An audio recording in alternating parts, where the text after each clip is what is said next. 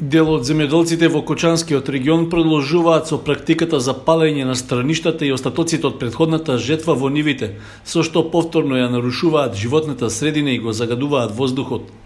Од Општинскиот кризен штаб на Кочани упатија повик до сите кои ги користат дозволите за работа во поле да не ги злоупотребуваат, односно наместо за изведување земјоделски работи, незаконски да не ги палат страништата.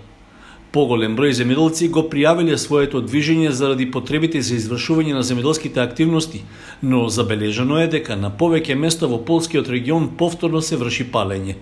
Такви јавувања имаше повеќе, пошто се издаде одобрение, односно списокот беше изготвен и даден до полициска станица. За жал, дел од овие наши сограѓани ја изневерија ова наша доверба и покрај работењето на нивите дел ги пале остатоците од слама и страништата, со што додатно ја закомпликува целата ситуација која и онака со коронавирусот е прилично комплицирана.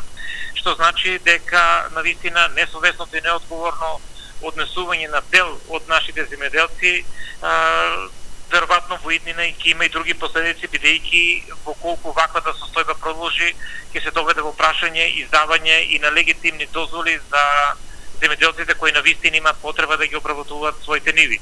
И затоа мојот апел беше упатен уште веднаш кога се примети таа состојба, а и денеска ја користам оваа прилика да ги повикам нашите сограѓани кои се бават со земјоделие да не ги злоупотребуваат дозволите, да не ги палат остатоците од сламата и страништата и да не предизвикуваат додатни штети и последици како по здравјето на граѓаните, така и други штети кои може да имаат и поголеми последици.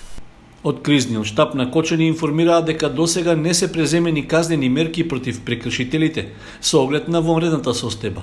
Тоа не значи дека таквите постапки во иднина нема да се санкционираат.